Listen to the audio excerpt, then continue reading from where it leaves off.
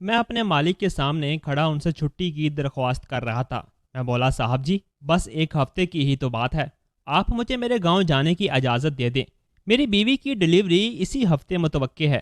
میں چاہتا ہوں کہ اس مشکل وقت میں اپنی بیوی کا ساتھ دوں۔ مالک شش و پنج کا شکار تھا، وہ گہری سوچ میں ڈوبا ہوا تھا۔ کہنے لگا تمہارے جانے سے میرا بہت نقصان ہو جائے گا نوید، بتاؤ تمہیں کیسے جانے دوں؟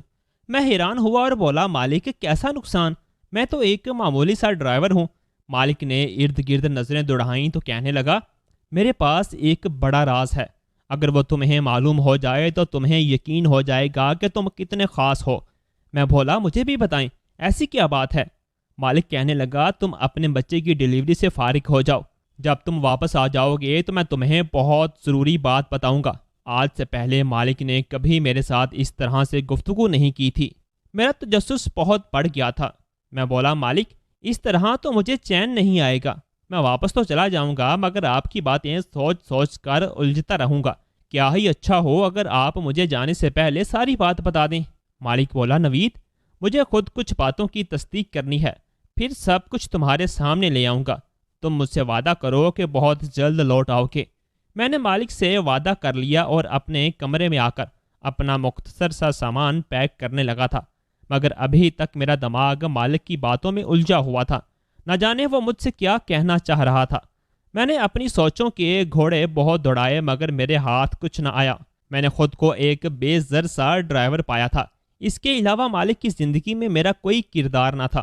میں نے سر جھٹک دیا اور بولا کہ مجھے ان بڑے لوگوں کی باتوں پر توجہ نہیں دینی چاہیے، مجھے تو فی الحال اپنے ہونے والے بچے اور بیوی کے متعلق سوچنا چاہیے۔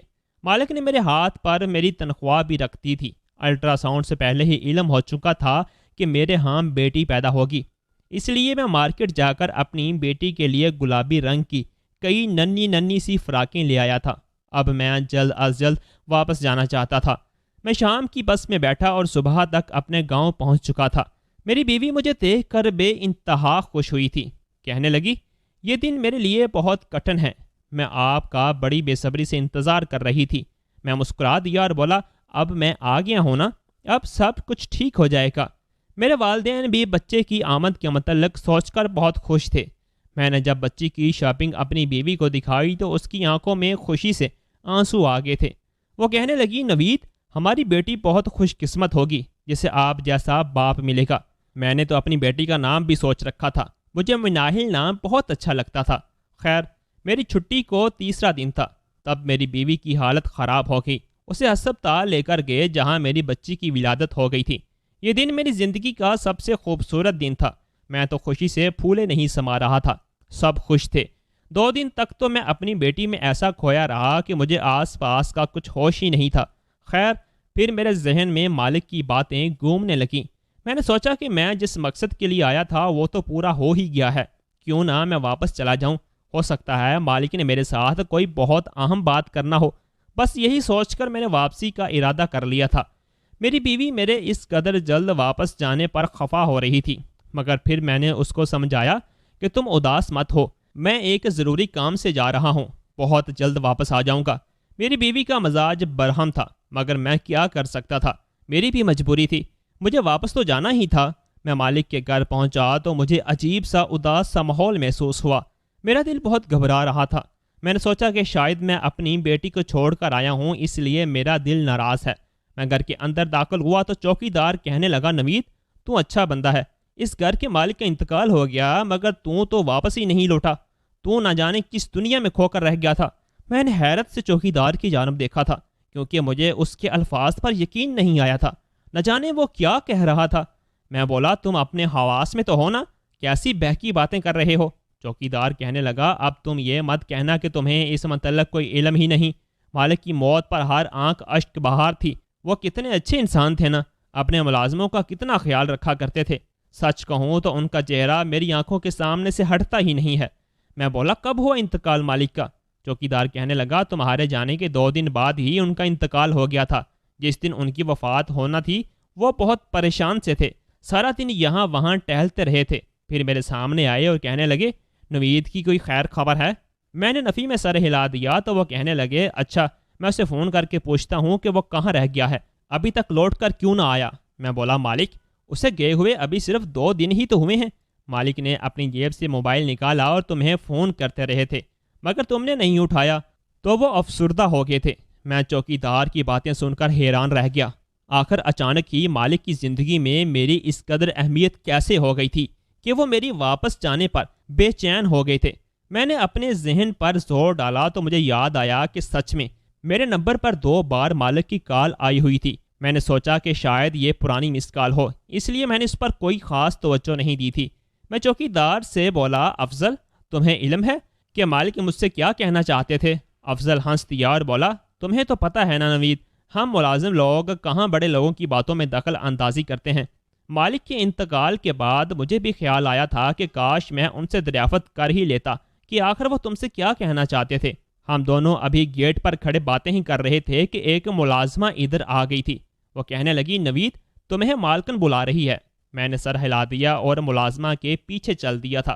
انہوں نے خود کو مکمل طور پر چھپا کر رکھا ہوا تھا۔ وہ عیادت میں تھیں۔ مجھے دیکھ کر کہنے لگی، نوید تم تو اپنے مالک کے جنازے پر بھی نہیں آئے۔ میں بولا، مالکن مجھے ان کی موت کے متعلق کسی نے بتایا ہی نہیں۔ اب مجھے گیٹ پر چوکیدار نے بتایا تو میرا دل کٹ کر رہ گیا ہے۔ میں بہت غمزدہ ہو گیا ہوں۔ افسوس ہے کہ اس وقت میں یہاں پر موجود نہیں تھا۔ مالکن کہنے لگی، تمہارے ہاں بچے کی ولادت ہو گئی ہے کیا؟ میں بولا، جی مالکن، اللہ نے مجھے اپنی رحمت سے نوازا ہے۔ وہ کہنے لگی، تمہیں بہت مبارک ہو۔ اگر تمہیں 1 ہفتے کی چھٹی مزید درکار ہے تو میں تمہیں چھٹی دینے کے لیے رضامند ہوں۔ میں مسکرا کر مالکن کی بات سن کر حیران ہوا تھا، کیونکہ ان کے گھر میں میری ڈیوٹی فقط اتنی تھی کہ میں مالک کو گھر سے آفس اور آفس سے گھر چھوڑ دیا کرتا تھا۔ اب جب وہی نہیں رہے تھے تو اس کا مطلب تھا کہ میری جاب بھی ختم ہو چکی ہے۔ میں بولا، مالکن اب یہاں کوئی کام نہیں رہا، میں واپس اپنے گاؤں چلا جاؤں گا اور وہیں پر کوئی ملازمت تلاش کر لوں گا۔ مالکن جلدی سے بولی، تم یہ کیا کہہ رہے ہو نوید؟ کیا تم مالک کے انتقال کے بعد اس گھر کو چھوڑ کر چلے جاؤ گے؟ کیا تمہارا کام فقط ان تک ہی تھا؟ نوید، باقی کسی ملازم نے بھی نوکری چھوڑنے کی بات نہیں کی، تو پھر تم کیوں ایسا کہہ رہے ہو؟ میں بولا، مالکن میرا کام فقط مالک تک محدود تھا، اب میں یہاں رہ کر کیا کروں گا؟ مالکن کہنے لگی، اب مجھے تمہاری ضرورت ہے، تم یہ کام چھوڑ کر مت جاؤ۔ مجھے مالکن پر ترس آ گیا تھا، اس لیے میں نے ارادہ کیا کہ جب تک مالکن کو میری ضرورت ہے میں تب تک یہ گھر چھوڑ کر نہیں جاؤں گا۔ اس لیے میں نے اسبات میں سر ہلا دیا اور باہر نکل گیا تھا۔ ہم تمام ملازمین کو سرونٹ کوارٹر میں جگہ دی گئی تھی۔ میں اپنے کمرے میں آ کر بیٹھ گیا تھا۔ میرا دل ہر چیز سے اچاٹ ہو گیا تھا۔ موت ایک بہت ہی دہشت ناک سی چیز ہے۔ کوئی انسان ابھی ہمارے سامنے ہی ہوتا ہے، چل پھر رہا ہوتا ہے، اور پھر ایک ایسا بھی وقت آتا ہے کہ اس انسان کا کوئی وجود ہی نہیں رہتا، وہ فقط یاد بن کر رہ جاتا ہے۔ مجھے مالک کی موت کا بہت غم تھا، کیونکہ وہ ایک بہت ہی اچھے انسان تھے۔ میں اس کے ساتھ پچھلے 7 برس سے کام کر رہا تھا۔ اس نے کبھی تنخواہ کے معاملے میں غفلت نہیں برتی تھی، ہمیشہ ہمارا خیال رکھا تھا، کبھی تلخ لہجے میں کلام نہیں کیا تھا۔ اگر میں یہ کہوں کہ مالک نے مجھ سے کبھی کوئی خاص بات نہیں کی تھی تو یہ زیادہ مناسب ہوگا۔ وہ ہر روز مجھے فقط اتنا کہتے تھے، نوید گاڑی نکالو، نوید میرا انتظار کرو، نوید گاڑی روکو، نوید گاڑی اسٹارٹ کرو۔ بس ہمارا اتنا سا ہی رشتہ تھا۔ اب مجھے مالک کی وہ باتیں یاد آ رہی تھی جو انہوں نے اپنے انتقال سے چند دن پہلے کی تھیں۔ نہ جانے وہ مجھ سے کس راز کے متعلق بات کر رہے تھے، نہ جانے وہ مجھ سے کیسی باتیں کر رہے تھے۔ میں ان تمام معاملات میں الجھتا ہی جا رہا تھا۔ میں اب اس متعلق کسی سے پوچھ بھی نہیں سکتا تھا اور نہ ہی کوئی سرا میرے ہاتھ میں تھا۔ رات ہوئی تو ملازمہ میرا کھانا لے کر سرونٹ کوارٹر میں آ گئی تھیں۔ وہ مجھے دیکھ کر بولی، نوید مالک تمہیں بہت یاد کر رہے تھے۔ میں اس کی بات سن کر چونک گیا تھا۔ میں بولا، تمہیں کیسے علم ہوا؟ وہ بولی، مرنے سے 1 دن قبل وہ مجھ سے کہہ رہے تھے کہ نوید کب تک واپس آئے گا۔ میں بولی کہ مجھے تو اس متعلق علم نہیں ہے۔ تو پھر وہ کہنے لگے، تمہارے خیال میں نوید کیسا آدمی ہے؟ میں بولی کہ وہ اچھا ہے، میں نے آج تک اس میں کسی قسم کی برائی نہیں دیکھی۔ وہ اپنے کام سے کام رکھتا ہے، کسی سے بلا مطلب کے بات نہیں کرتا۔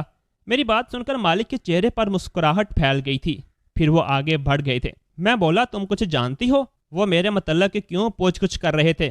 اس نے نفی میں سر ہلا دیا اور کھانا رکھ کر چلی گئی تھی۔ میں کھانا کھا کر بستر پر لیٹ گیا تھا۔ بہت جلد ہی میں گہری نیند میں ڈوب گیا۔ نہ جانے رات کو کون سا پہر تھا جب مالک میرے خواب میں آیا تھا۔ وہ کہنے لگا، نوید جلدی سے اٹھو، میرے کمرے میں جاؤ، وہاں ایک چیز تمہاری منتظر ہے۔ میں ہڑبڑا کر اٹھ بیٹھا تھا۔ میرا پورا وجود پسینے سے شرابور تھا، میں اپنا سر پکڑ کر بیٹھ گیا تھا۔ مالک کا یوں میرے خواب میں آنا حیران کن تھا۔ میں نے جلدی سے 2 گلاس پانی کے پیے اور اٹھ کر کمرے میں چہل قدمی کرنے لگا تھا۔ ایک مردہ میرے خواب میں آیا تھا، اس نے مجھے اپنے کمرے میں جانے کا اشارہ دیا تھا۔ شاید ان کے کمرے میں کچھ ایسا ہوتا جس سے میری ساری پریشانی دور ہو جاتی، مگر میں مجبور تھا۔ میں مالک کے کمرے میں نہیں جا سکتا تھا کیونکہ وہاں پر مالکن موجود تھیں، اور وہ تھیں بھی عیادت میں۔ میں بڑی دیر اس خواب کے بارے میں سوچتا رہا تھا، پھر میں نے سر جھٹک دیا اور سوچا کہ شاید آج میں نے دن بھر سب لوگوں کے منہ سے مالک کی باتیں سنی ہیں، جب ہی وہ مجھے خواب میں آ گئے ہیں۔ اس خواب کا اور حقیقت کا آپس میں کوئی تعلق نہیں ہے۔ یہ سب سوچتے سوچتے ہی رات بیت گئی تھی۔ صبح کا اجالا ہر سو پھیل چکا تھا۔ میں نے جلدی سے اپنی بیوی کا نمبر ملایا اور اس سے باتیں کرنے لگا تھا۔ وہ تو میری آواز سن کر ہی پھوٹ پھوٹ کر رونے لگی تھیں۔ وہ بولی، آپ مجھے چھوڑ کر کیوں چلے گئے ہیں؟ میری بیٹی رات بھر روتی ہے، مجھ سے نہیں سنبھالی جاتی، یہ آ کر اپنی بیٹی کو سنبھالیں۔ میں بولا، یہ کیا ہو گیا ہے صبا تمہیں؟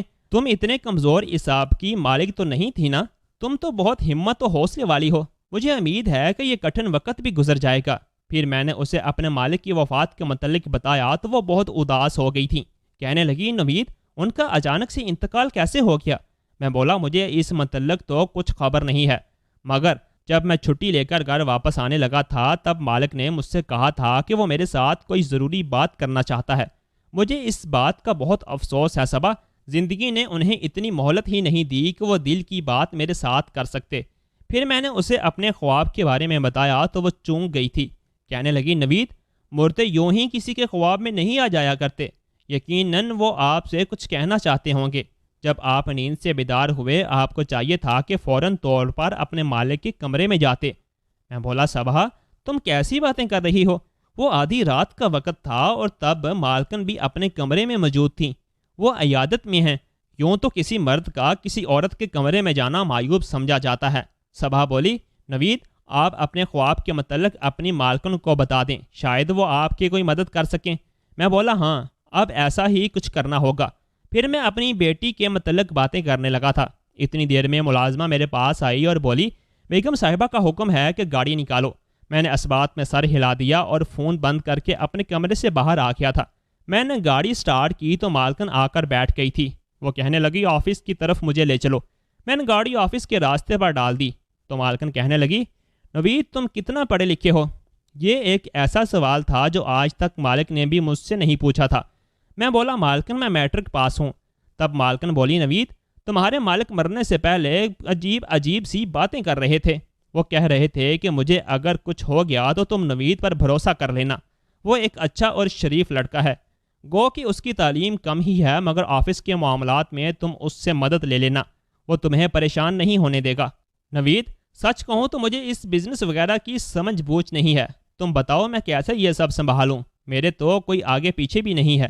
اب تمہیں ہی اپنے مالک کی وصیت پر عمل کرنا ہوگا اور میری مدد کرنا ہوگی۔ میں بولا، مالکن، میں گاؤں کا رہنے والا ہوں، تعلیم بھی میری واجبی سی ہے، اور بزنس وغیرہ کے معاملات کے حوالے سے بھی میں علم نہیں رکھتا، تو میں آپ کی مدد کیسے کر سکوں گا؟ مالکن بولی، دیکھ لو نوید، یہ تمہارے مالک کی وصیت ہے، تمہارا کام فقط اتنا ہوگا کہ تم اپنے مالک کی کرسی پر جا کر بیٹھ جایا کرو گے، ہر کام پر نظر رکھو گے، باقی کے بزنس کے معاملات تو مینیجر ہی دیکھ لے گا۔ میں ابھی عیادت میں ہوں، عیادت کا وقت پورا ہو جائے تو میں دیکھوں گی کہ مجھے آگے کیا کرنا ہے، اور پھر تم سوچ بھی نہیں سکتے، مالک کی کرسی پر بیٹھنے سے ہی تمہاری لاکھوں روپے تنخواہ ہو جائے گی۔ میں تو مالکن کی بات سن کر ہی دنگ رہ گیا تھا، ایسا لگ رہا تھا جیسے میری لاٹری لگ گئی ہو۔ میری بیٹی مناہل میرے لیے بہت خوش قسمت ثابت ہوئی تھی۔ اب مالکن اس قدر اصرار کر رہی تھی تو میں انہیں انکار نہیں کر پایا تھا۔ وہ میرے ساتھ آفس گئی تھی اور انہوں نے سب کو سمجھا دیا تھا کہ آج سے نوید اس آفس کا باس ہے، تم سب پر لازم ہے کہ اس کا ہر کہا مانو۔ مالکن کی بات سن کر سب ملازمین مجھے رشک بری نگاہوں سے دیکھ رہے تھے، اور پھر کھڑے کھڑے ہی میری حیثیت بدل گئی تھی۔ میں ایک معمولی سے ڈرائیور سے ایک بہت بڑی کمپنی کا مالک بن گیا تھا۔ میں نے مانا کہ میں وہاں صرف نگران تھا، حقیقی مالک نہیں، مگر پھر بھی ملازم میرے سامنے جھکتے چلے جا رہے تھے۔ اب میں ہر روز آفس آنے لگا تھا، ہر فیصلے میرے مشورے کے مطابق ہی کیا جاتا تھا۔ سب میرے آگے فائلیں دیتے تھے، فائلز میرے سامنے لائی جاتی تھیں، کسی کو چھٹی چاہیے ہوتی تھی تو وہ مجھ سے آ کر درخواست کرتا تھا۔ یہ زندگی بہت حسین تھی، میں نے کبھی خواب میں بھی نہیں سوچا تھا کہ میرے دن اس طرح سے پھر جائیں گے۔ میں نے فون پر اپنی ترقی کے متعلق اپنی جب بیوی کو بتایا تو وہ خوشی سے پھولے نہیں سما رہی تھی۔ وہ بہت خوش تھی اور مجھ سے ضد کرنے لگی تھی کہ اب تو آپ کی تنخواہ بھی زیادہ ہو گئی ہے، مجھے اپنے پاس شہر بلا لیں۔ میں بولا ہاں ہاں کیوں نہیں، میں بہت جلد تمہیں اپنے پاس بلا لوں گا، مگر ابھی میں ایک بہت بڑی پریشانی میں گرفتار ہوں، میری یہ پریشانی ختم ہو جائے گی تو میں تمہیں یہاں بلا لوں گا۔ میری بیوی بولی نوید ایسی بھی کیا بات ہے، آپ نے تو مجھے فکر میں ڈال دیا ہے۔ میں بولا گھبرانے کی ضرورت نہیں ہے، یوں ہی آفس کا معاملہ ہے، ایک بار حل ہو جائے گا تو تمہیں بتا دوں گا۔ میں نے صبح کو تو جھوٹ بول کر ٹال دیا تھا، مگر میں خود کو پرسکون کرنے میں ناکام رہا تھا۔ میرا سب سے بڑا مسئلہ میرا خواب تھا۔ مجھے ہر رات خواب میں مالک نظر آتا تھا، وہ مجھ سے کہتا تھا کہ میرے کمرے میں جاؤ، مگر میں کیسے جا سکتا تھا بھلا؟ یہ اخلاقیات سے گری ہوئی بات تھی کہ میں اپنی بیوہ مالکن کے کمرے میں آدھی رات چھاپا مارنے کے لیے چلا جاتا۔ پھر مجھے اس بات کا بھی ڈر تھا کہ کہیں مالکن مجھ سے خفا ہو کر میری حیثیت ہی نہ چھین لیں، اس طرح تو میری لاکھوں کی تنخواہ بھی خطرے میں پڑ سکتی تھی۔ اس لیے میں ہر رات اپنے اس خواب کو رد کر دیتا تھا۔ مجھے مالکن کا آفس جوائن کیے ہوئے پورا 1 مہینہ ہو گیا تھا اور اب تو میری تنخواہ بھی میرے ہاتھ آ گئی تھی۔ میں خوشی سے پھولے نہیں سما رہا تھا۔ ایک دن میں آفس میں بیٹھا ہوا تھا کہ مالکن کا فون آ گیا۔ وہ کہنے لگی نوید جلدی سے گھر آؤ، میں نے تمہیں ایک چیز دکھانی ہے۔ میں پریشان ہو گیا کہ آخر ایسی بھی کیا بات ہے جو مالکن نے مجھے اتنی ایمرجنسی میں گھر بلا لیا ہے۔ میں جلدی سے اٹھا اور گاڑی میں جا کر بیٹھ گیا۔ گھر پہنچا تو مالکن لاؤنج میں ہی بیٹھی ہوئی تھی، وہ پھوٹ پھوٹ کر رو رہی تھی۔ میری گھبراہٹ بڑھتی جا رہی تھی۔ میں بولا مالکن کیا ہو گیا ہے، آپ اس طرح کیوں رو رہی ہیں؟ مالکن نے میرے سامنے ایک کاغذ کر دیا۔ وہ کہنے لگی آج میں اپنے کمرے کی تفصیلی صفائی کر رہی تھی، مجھے وہاں سے یہ خط ملا ہے، یہ تمہارے نام ہی نوید، یہ میرے شوہر نے لکھا تھا۔ میں نے تھر تھراتے ہاتھوں سے وہ خط پکڑ لیا۔ وہ کہنے لگی نوید اس خط کو پڑھو اور مجھے بھی بتاؤ میرا شوہر تم سے ایسا بھی کیا چاہتا تھا جو اس نے خط کا سہارا لیا۔ میں نے جلدی سے خط کے اوپر سے ٹیپ اتاری۔ میں نے خط پڑھا تو دھنگ رہ گیا۔ اس میں مالک نے لکھا تھا کہ نوید میں جانتا ہوں تم ایک شادی شدہ مرد ہو اور تمہارے ہاں بہت جلد اولاد بھی ہونے والی ہے، مگر میں پھر بھی تم سے ایک درخواست کرنا چاہتا ہوں۔ نوید تم ایک اچھے انسان ہو، میں نے تمہارے متعلق چھان بین کرائی تو تم میں کسی قسم کا کوئی نقص نہیں نکلا۔ نوید تمہیں علم نہیں ہے کہ مجھے ڈاکٹرز نے بتایا ہے کہ مجھے ایک بہت ہی خطرناک بیماری نے آ لیا ہے، میں بہت جلد اس دنیا سے گزر جاؤں گا۔ میری بیوی پیچھے اس دنیا میں اکیلی ہے، اس کے سر پر والدین بھی سلامت نہیں ہیں۔ ایسا میں میری تم سے درخواست ہے کہ تم میری بیوی کو تنہا مت چھوڑنا، تم اس سے نکاح کر لو، تم اس کا سہارا بن جاؤ۔ میں اس کے حوالے سے کسی اور شخص پر اعتبار نہیں کر سکتا، وہ بہت معصوم ہے، لوگوں کے ہاتھوں بہت جلد دھوکہ کھا لیتی ہے۔ اب ہم روز قیامت ہی ملیں گے انشاءاللہ۔ میں یہ خط پڑھ کر دھنگ رہ گیا تھا، سمجھ ہی نہیں آ رہا تھا کہ مجھے کیا کرنا چاہیے اور کیا نہیں۔ مالکن میری جانب منتظر نگاہوں سے دیکھ رہی تھی۔ وہ بولی نوید کیا لکھا ہے اس خط میں، مجھے بتاؤ، میں بہت بے چین ہوں۔ اب اگر میں مالکن کو اپنے منہ سے یہ سب کہتا تو شاید وہ مجھ پر اعتبار نہ کرتی، اس لیے میں نے خط ان کی جانب بڑھا دیا اور وہاں سے چلا گیا۔ باہر آ کر میں سوچنے لگا تھا کہ شاید مالک مجھ سے یہی کہنا چاہتے تھے، شاید وہ میرے خواب میں بھی اسی لیے آیا کرتے تھے۔ اب بات تو یہ تھی نا کہ کیا مجھے اپنے مالک کی وصیت پر عمل کرنا چاہیے یا نہیں۔ میں اپنی بیوی کو کیسے دھوکہ دے سکتا تھا؟ لیکن اگر میں یہ شادی کر لیتا تو میری بیوی اور بیٹی کی زندگی بن جانا تھی۔ میں نے سوچا کہ میں دیکھتا ہوں مالکن اس سے متعلق کیا کہتی ہے، اس کے جواب کو سن کر ہی میں کوئی فیصلہ کروں گا۔ رات ہوئی تو ملازمہ میرے پاس آئی اور بولی مالکن نے بلایا ہے۔ میں لاؤنج میں آیا تو مالکن وہیں پر بیٹھی ہوئی تھی۔ وہ کہنے لگی نوید تم نے اپنے مالک کی وصیت کے متعلق کیا سوچا ہے پھر؟ میں نظریں جھکا کر کھڑا تھا۔ میں بولا مالکن میں آپ کے متعلق ایسا کچھ سوچ بھی نہیں سکتا۔ تب مالکن بولی نوید میں بھی اپنی زندگی میں کسی دوسرے شخص کو شامل کرنے کا تصور بھی نہیں کر سکتی۔ میں نے اپنے شوہر سے بہت ٹوٹ کر محبت کی تھی، مگر اب میں مجبور ہو چکی ہوں۔ تم مجھے بتاؤ میں کیا کروں؟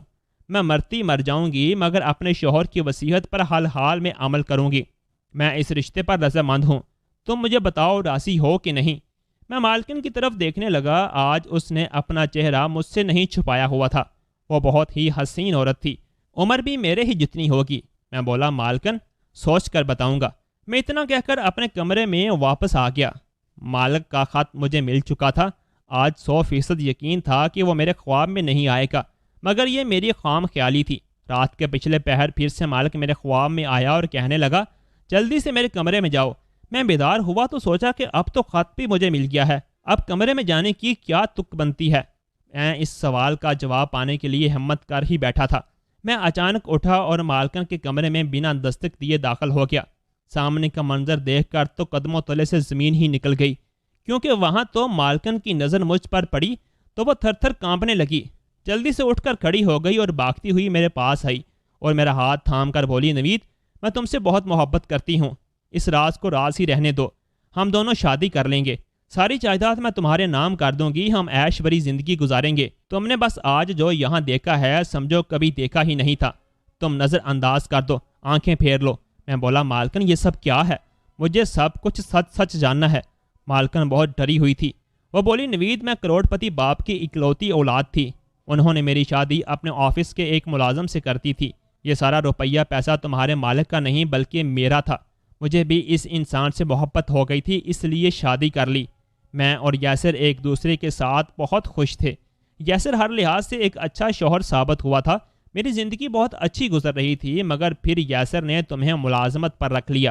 میں نے تمہیں دیکھا تو تمہیں پسند کرنے لگی تھی، مگر میں ہر بار اپنا سر جھٹک دیا کرتی تھی، اپنے خیال کو رد کر دیتی تھی۔ میں نے بہت سال خود پر جبر کیا تھا، مگر اب مزید میں تم سے دور نہیں رہ سکتی تھی، اس لیے میں نے یاسر کو راستے سے ہٹانے کا فیصلہ کیا تھا، مگر اسے نہ جانے اس سب کے متعلق کیسے علم ہو گیا تھا۔ وہ تم سے بات کرنا چاہتا تھا اور تمہیں ملازمت سے نکال دینا چاہتا تھا۔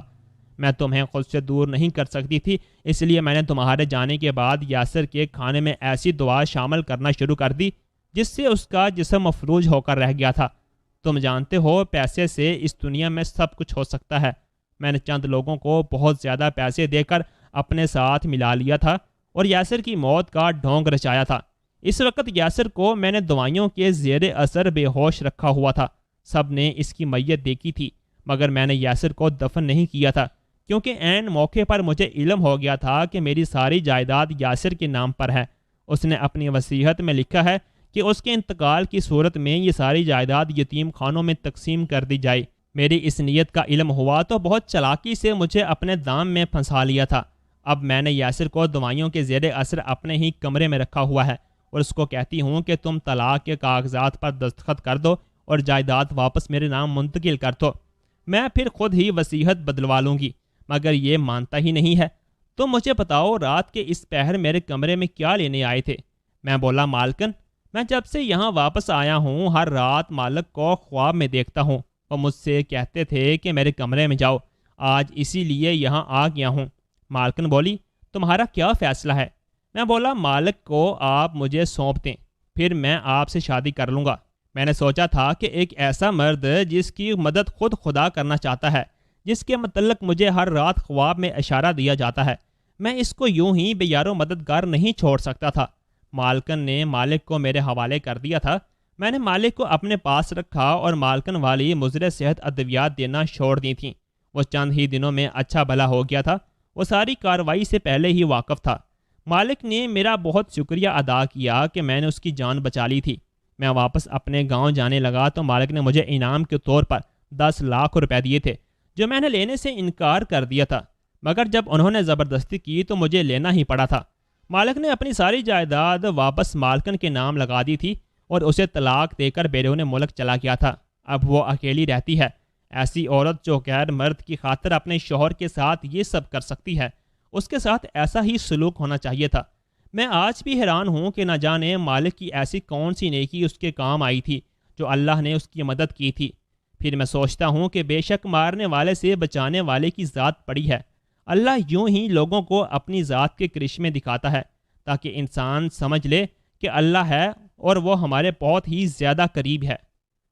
دوستو، آپ کو ہماری آج کی کہانی کیسی لگی کمنٹ باکس میں اپنی قیمتی رائے کا اظہار لازمی کیجیے گا۔ کہانی اچھی لگی ہو تو ویڈیو کو لائک اور چینل کو سبسکرائب لازمی کر دیجیے گا۔ اللہ حافظ۔